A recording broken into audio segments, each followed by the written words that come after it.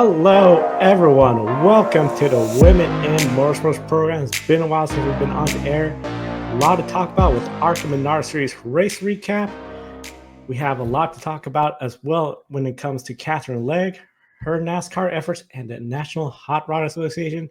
Emily Sharp, good to see you again. How's everything been for you lately? So good, Joe. I'm so excited to be back and chatting with you. Lots of great racing has happened since we've last chatted, and I've been keeping up with it, but I've been bubbling and ready to talk and yap your ear off. So I'm ready to get started. Ready to get started as well, too. It's been a while. Thank everyone for, of course, subscribing and following the Grid Network. And, of course, our investors, calling the show, Mark, Robin, David, and Matthew, for investing in the Grid Network each and every month through Patreon. Link in the video description. You can also do Buy Me a Coffee, YouTube Super Chat, and simplest way to support us, subscribe, hit the bell icon so you don't miss any of our programs. Emily, I got to start off. It's good to be back on the air, and we're doing it right after the ARCA Menards Series over at Indianapolis Raceway Park, Lucas Oil Raceway. And there they had the ARCA Menards Series, the Laguna 150 presented by Dutch Boys. And we had 6 female drivers in the field, the most this year since Elko Speedway, where we had 5. And of course, with 6, we tied the record for the most female drivers in one race. Becca Monopoly, she was at Elko Speedway where she finished 16th, but unfortunately, engine issues very early on. Her race was done on lap 5, finished last, 34th place. Then we had Cadence Davenport, Quinn Davis, Regina Serviette, Lainey Buser, and Isabella Robusto. Lainey finished just outside the top 10 in 11th place. This is her 3rd start of the year, first on a short track. Also finishing on the lead lap, 17th, Regina, who at one point was 15th place in the race. This is her 2nd ARCA start, and of course, she is best known for racing in the NASCAR Mexico Series.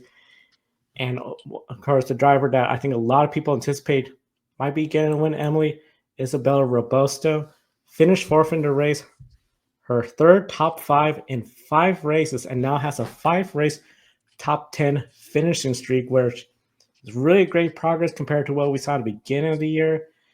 Do you believe now Isabella and her team are in the position to go for wins? I mean, it's just so great to see, and, the sense of time is a little off for me because it has been some time since, we last chatted about Isabella Robusto, but for me, it was just our last episode or the episode before, so, she's still absolutely still fresh in my mind, and, I know I was so excited to a couple of weeks ago, maybe last week, our friends at Women in Motorsports North America, WIMNA, they actually got their logo on her car that she raced at VIR. So obviously that's been a good luck charm for her. Teasing, of course, it's all talent in her team. But to answer your question, Joe, she's just been making such great strides. From her podium finish at Dega earlier this year, and now, as you've said, she's continued to put herself higher up in the standings. So I really do believe that she's going to be making her way higher than just a P3 finish. I really think she's setting herself up for um, a win before the end of the season, if not more than one win. I'm obviously, as you probably are as well, eager to get Ben back on the program to get his thoughts as someone who religiously follows the ARCA series. But for this being a feeder series and it's all about her, gaining knowledge, gaining experience, for her to be getting podiums is incredible. So I'd really love to see if she can put together a perfect weekend and um, you know have that pole and finish in P1. P1, that is the big goal, of course. And like you said, just getting those top 3 finishes. It's going to be, of course, always tricky. That 28-18 combination seems to be very hard. But I have to agree with you. I feel like, especially some of these short tracks, as we're coming up on tracks she has raced before, there's potential. And it's just a part of motorsport. Sometimes the top 2 take each other out. Yeah. You got a good shot at getting the win. I'm really excited for her. I think that there could be a breakout some point and get her the opportunities to hopefully move up in the NASCAR ladder, which it would be nice to have more female drivers, Truck Series, Xfinity Series, working their way up to the Cup Series. And Isabella is just amazing what she's been doing in her rookie season full time in ARCA. Now, one of the big things I also want to say too, we still had, of course, Quinn Davis finish 19th, Cadence Davenport 23rd, few laps down overall, but of course for Quinn, getting as much experience expected out of that Rise Motorsports car, it's always a challenge. Just overall one of those deals where you're trying to learn equipment sometimes is a factor as well too. So it's going to be very interesting to see how this all shapes up for all the drivers with the next race weekend, August 1st at Iowa Speedway. I can't wait for Iowa. I feel like that has become really a good track for I love motorsport. Iowa. I mean, from the IndyCar action, now they got NASCAR action, a good market fan base, that Midwest area where you got folks in Nebraska, the Dakotas, even Minnesota. I think it's a great location, a great track. And of course, in that Midwest region, we have Indianapolis and, of course, Indianapolis Motor Speedway. Brickyard 400 this weekend, NASCAR Cup Series at Indianapolis Motor Speedway, home of the Indy 500. And for Katherine Legge, her first time racing at Indianapolis Motor Speedway in a NASCAR Cup Series car. And of course, Katherine Legge already this year been doing a couple of races, started at Phoenix early on. Most recently done 2 road course races, the Chicago Street Course where she finished 19th place, and Sonoma, unfortunately 31st place, but there was engine issues at Sonoma. Just seemed like from the get-go that Live Fast car was just not going at all her way. But with Chicago, that 19th place finish, that was a high point because for that team, tied their best record outside of drafting tracks such as Atlanta, Daytona, Talladega with a 19th place finish, top 20 finish overall for her. Emily, was Chicago evidence that she can outperform the car at a track where especially her experience, like a street course, can really shine? Yeah, and I think you bring up a great point, Joe. Not yes, like this is her first season in a Cup Series car, and of course she's been juggling back and forth between doing the Xfinity Series and Cup Series. So she's been put in a challenging position. Of course, when you have an opportunity to take a stab at, the Premier Series and stock car racing, you got to go for it. But it's certainly a challenge going back and forth between Xfinity, which is a completely different car setup, and handles very differently to a Cup Series car.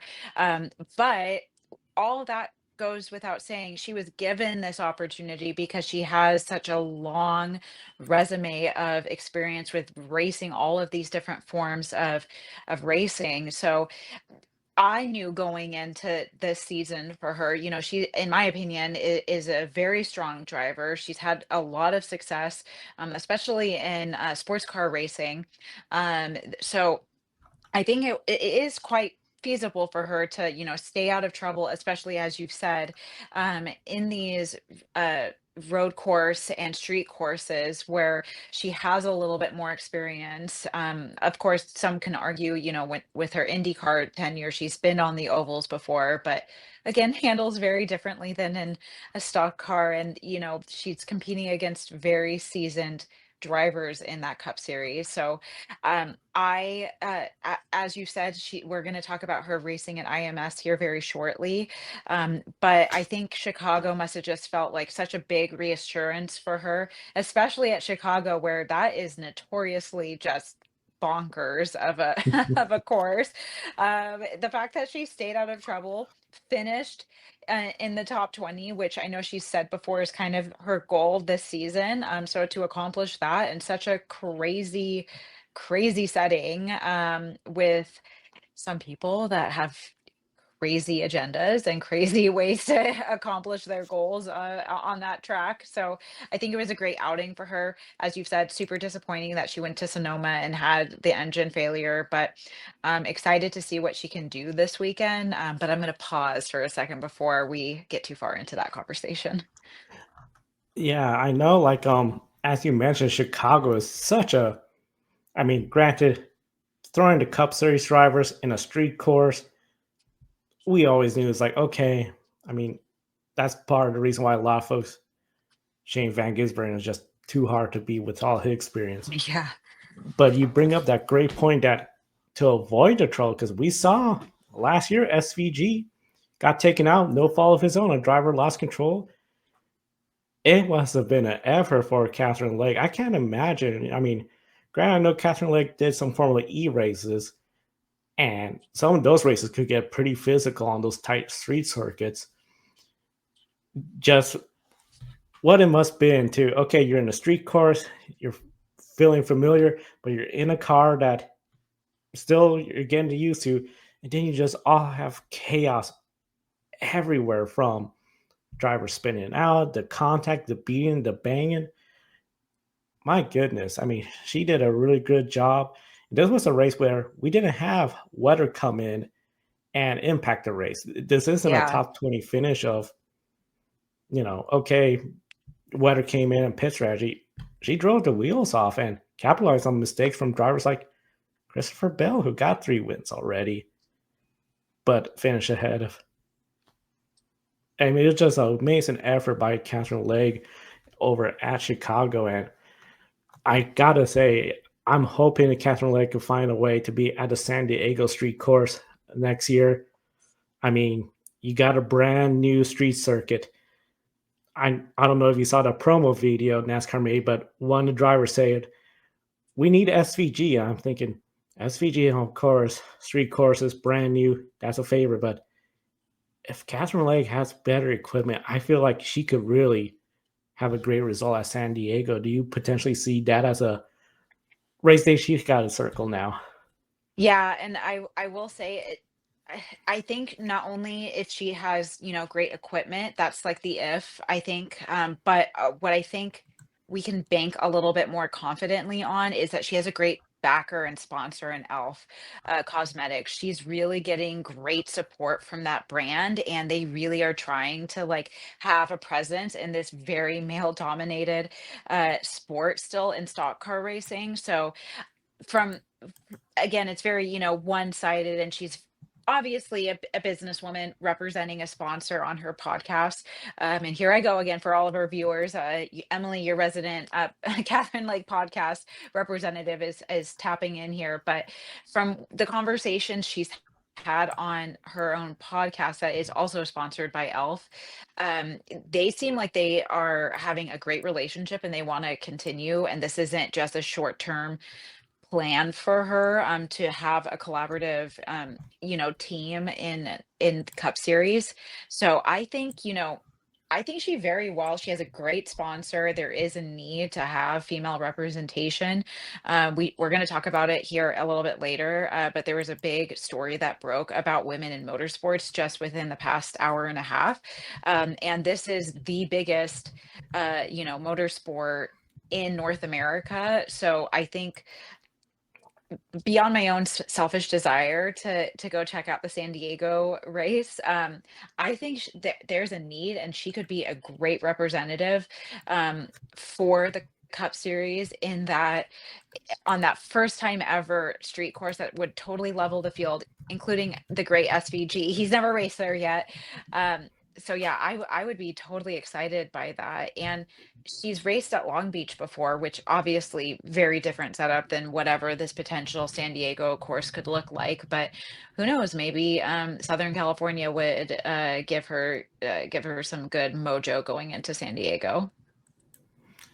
San Diego, it could be a lot of fun. And for Katherine Legge, I really hope we could see her there. And you bring up a really good point about Elf Cosmetic. I felt like, of course, we were over at the Portland track last year when we saw a big fan activation zone from Elf Cosmetics, and just seeing them sponsoring her I think it's really great, especially as we see more and more women coming into motorsports, being part of the community, having a sponsor that really targets them for their product use, and just also supporting Katherine Legge. I just think it's really good to see that she got a good sponsor like that. And of course, this weekend they'll be at the track, as I mentioned, Indianapolis Motor Speedway, Brickyard 400. This is interesting because she has a lot of experience at this speedway. I mean, the Indy 500, biggest race annually, but now she's coming in a stock car. And last year we saw some major crashes. I mean, on those restarts where you get double file all the time compared to the Indy 500 single file your restarts, we saw drivers like Joey Logano, Alex Bowman, folks that know how to win, crashing out. The restarts are just chaotic. The racing is physical. Despite all her experience, especially at the Indianapolis Motor Speedway, the Indianapolis 500, do you believe this is going to be one of her toughest tracks since Phoenix? Well, I don't know if it's going to be her toughest track. I think it's going to be a tough weekend for her because she's doing the double and not the one that everyone's going to think of when we're talking about Indianapolis. She's doing the Xfinity race and she's also doing the Cup Series race. And again, to the point that I was making earlier, she is y- going to be driving two very different car setups with different weights and different handling. So, what I do find myself saying in these situations, she's raced at Indy before between IMSA, IndyCar, and now Xfinity. So hopefully all of that experience can, set her up for success going into her Cup Series attempt.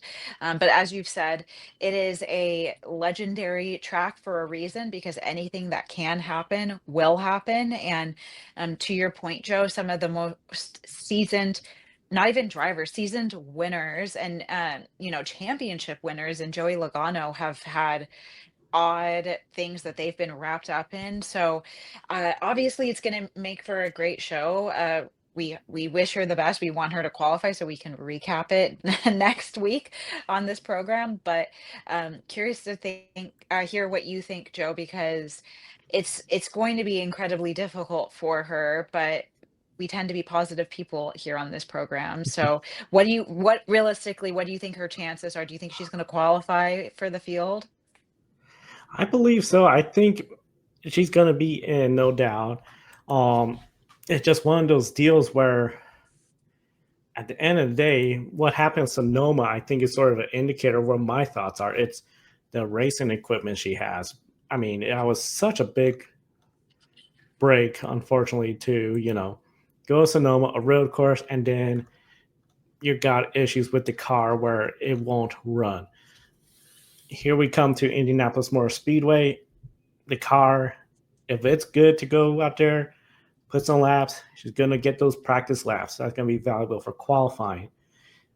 I almost lean towards the idea when they're doing the practice session, maybe just focus on the race setup rather than qualifying setup. So that way, when they start the race, because right now we're seeing potentially the weather could be an impact. So if weather's going to be an issue, just try to get the car as race ready as possible. Because my opinion, of course, I'm not a crew chief. I'll be at Indy doing this.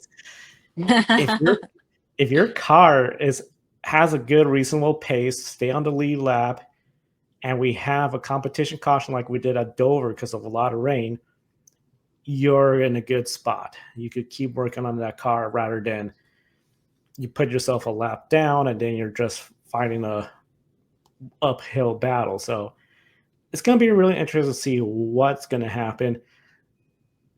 The handling of the car is going to be so different. I almost feel like it's going to almost just feel like a completely different track. And I Yeah. think she's going to have a really good effort in, okay, just trying to get that car better and better and better to the point where if the car is in a good spot, it's running good, no mistakes, I would not be surprised personally if she could get a top 20 finish. I'm thinking 19th, 18th. The big thing is, of course, just avoiding the crashes that we see at this track, having that perfect race. But it really comes down to that car just being 100% capable of taking her towards the front, because I know she has the talent to do it. It's just the equipment is the big question going forward. Yeah, and to your point, like I think a win for her would be finishing top 20 and not getting. I just she's going to start in the back. If she qualifies in, she's not going to be starting real high up in the order. So that tends to be where trouble happens. So we're just gonna have to watch and see, but we're definitely gonna be tuned into it because it's such a race that I look forward to watching every year when the Cup Series goes to IMS. Yeah, the Cup Series at IMS is going to be a lot of fun. Glad that they're back in the oval. Hopefully, see a good crowd turnout on a good race. It's always, I think, good for the sport, and of course, the Speedway to have more events. And of course, Indianapolis, a lot of racing this weekend, including over at Indianapolis Raceway Park, which the NHRA owns. And we haven't talked about the NHRA in quite some time. Yeah, and let's dive right in because objectively, these are the fastest drivers on the planet. um, so let's talk about the fastest lady living on the planet right now, Brittany Force. And last weekend, of course, she made the fastest pass in NHRA history at a speed of 341.85 miles per hour in 3.65 seconds, which is just incredible and mind-boggling and something I never want to relate to.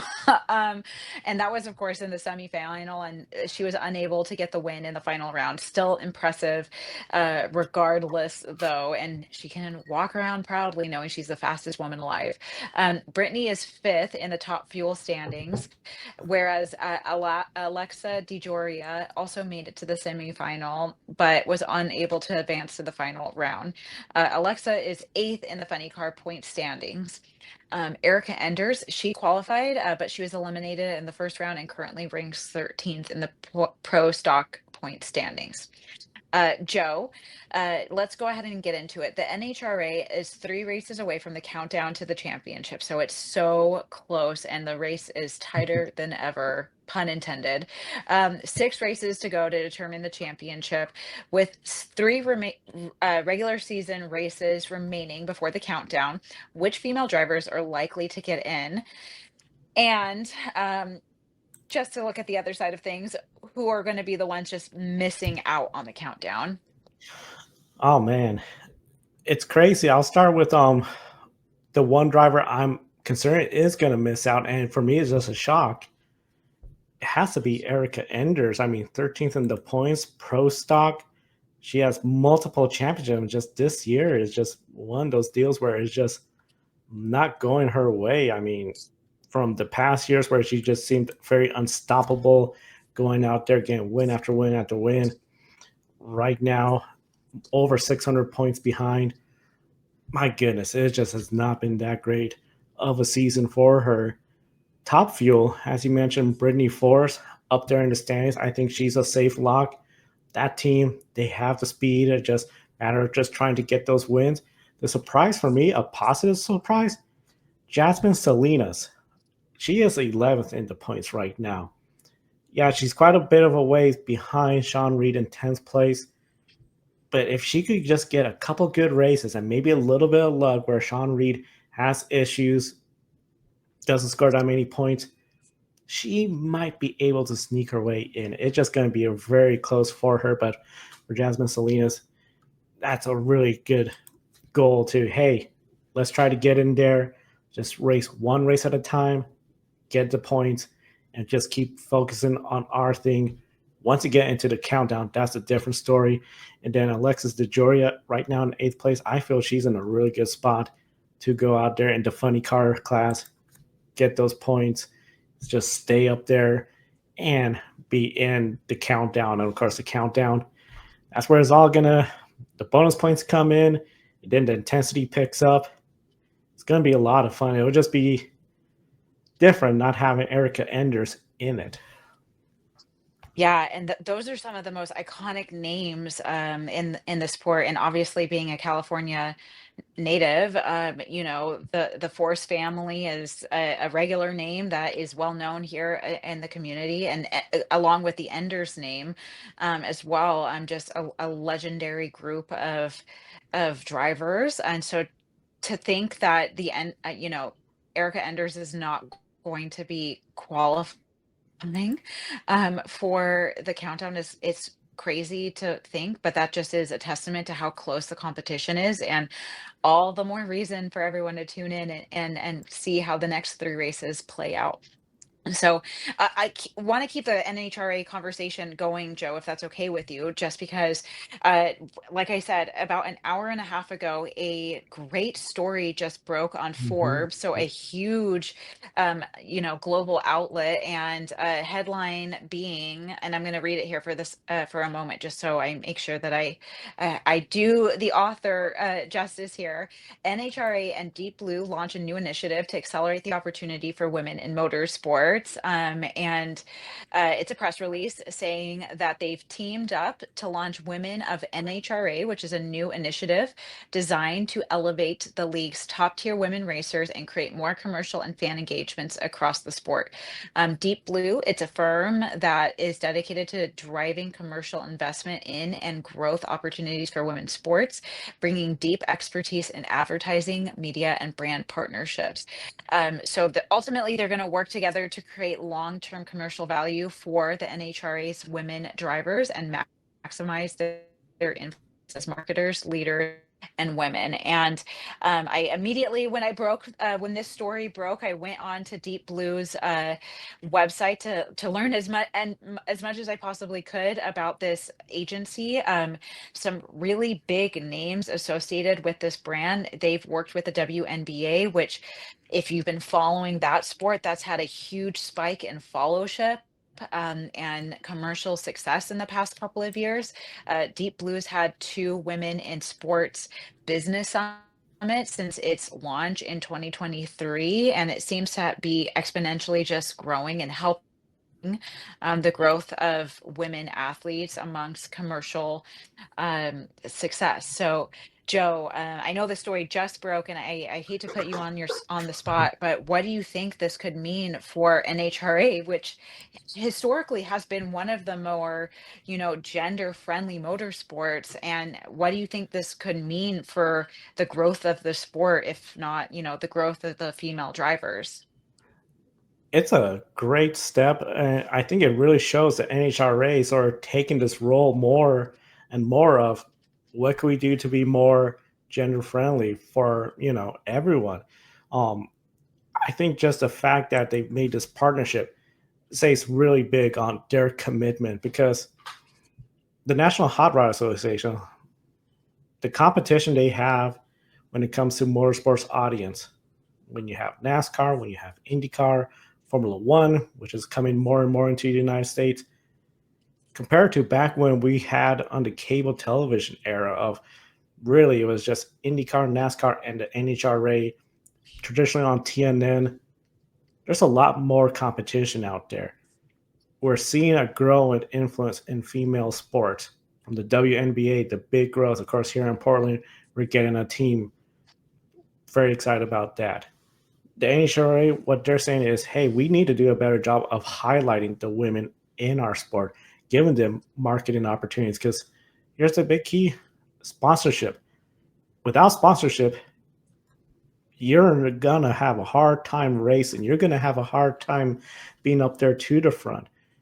And traditionally, we've seen where big sponsors are gonna go for drivers that have the experience, have the you know essentially sponsored money of their own as well too. But there's always seems to be this disadvantage that some female drivers have when it comes to getting the sponsorship. Like they have to prove themselves even more than an up and coming driver in any series. So for them to be doing this, I feel it's really a good equitable approach of saying, hey, we got some talented drivers here that y'all need to be paying attention of for sponsorship opportunities. Alexis DeJoria, I mean, she has one of the smaller funded teams. She should be out there getting some big sponsors. Brittany Force, of course, her family's legacy of John Force, the reality TV show they all had, that's a big name too, where that has really helped them get the sponsorship. But Jasmine Salinas, who is the surprise of this year for me, 11th in the points. If she has some more sponsorship, able to get that team further up, that'd be great. And I think this is really also something that I know we talked a little bit about when it came to F1 Academy, how we have sponsors like Puma, American Express, Tommy Hilfiger. These are some big brands.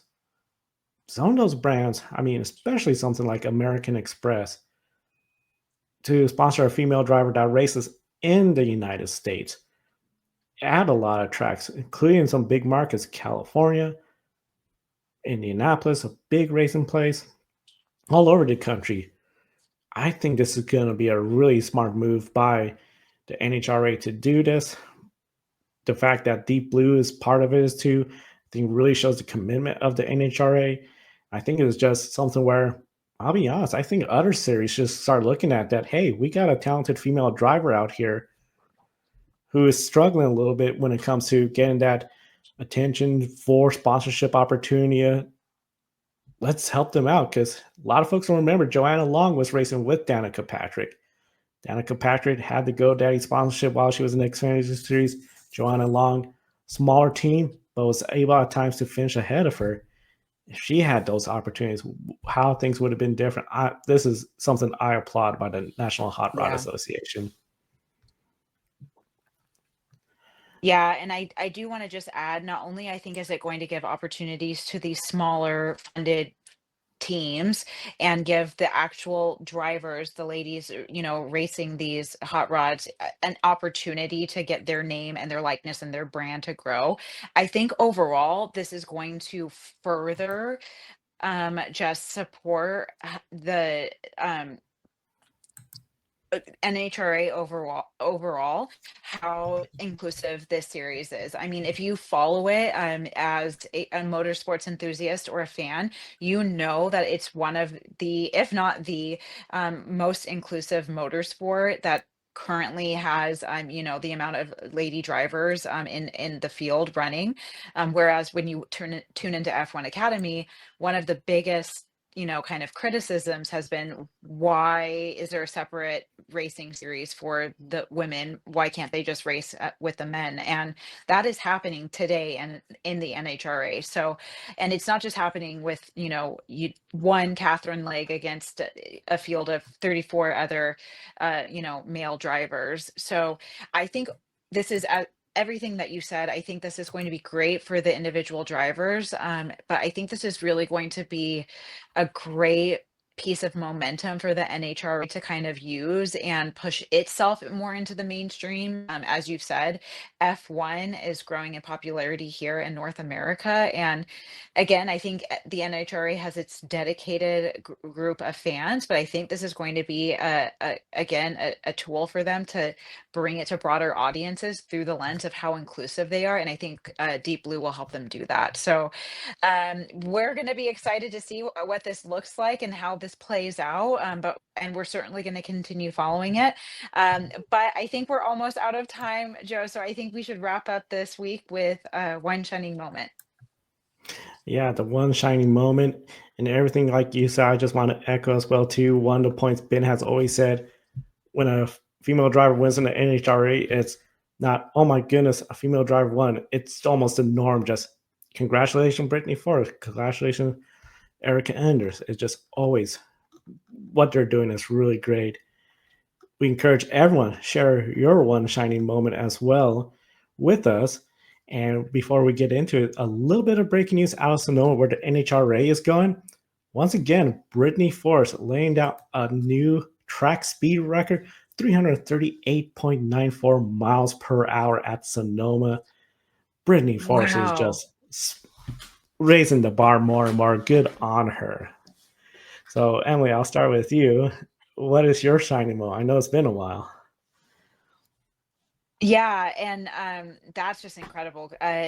I just listened to her episode on Catherine's podcast, and she almost became a teacher, which is another um, hero, role and responsibility, in my opinion. We need more great people to be teachers out there. And so she shifted from being a hero in the schoolroom to a hero out on the speedway. So, so incredible to see. But for my one shining moment this week, it's been a couple of weeks, as you've said, Joe, and I have to say I've been following the IndyCar races. I've been following the Cup Series, and now I'm gonna have to tune in to see how this it goes in Sonoma for Brittany. But in the meantime, of all of this great live racing I've been catching, as our viewers might know, Joe definitely knows, I'm a big Dale Jr. and Jess Earnhardt fan. I was raised to be an Earnhardt fan by my dad. So following the great series on Amazon Prime, which if you haven't watched that 4 episode docu-series, stop what you're doing, start it tonight. It is incredible.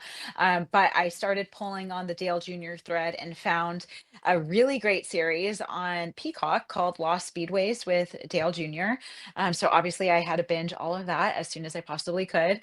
But longer story longer, there was an episode at San Antonio Speedway. I don't know if any of our viewers are familiar with that track that once was, and it highlighted a young Robin McCall. And so since we do a great job of covering feeder series here on this program, I thought I would go back in time and share a little bit about her story, where she was a force to be reckoned with at San Antonio Speedway.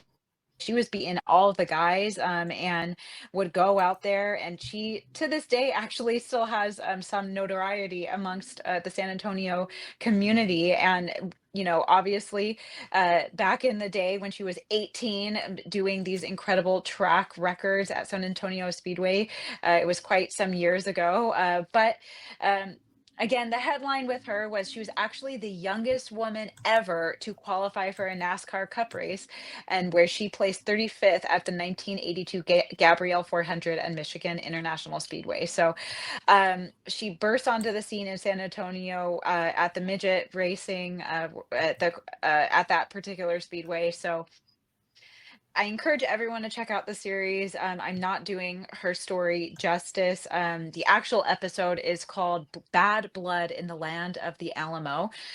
So they're 8 episodes, 30 minutes in length. If you're looking for something to watch following Earnhardt, check it out on Peacock.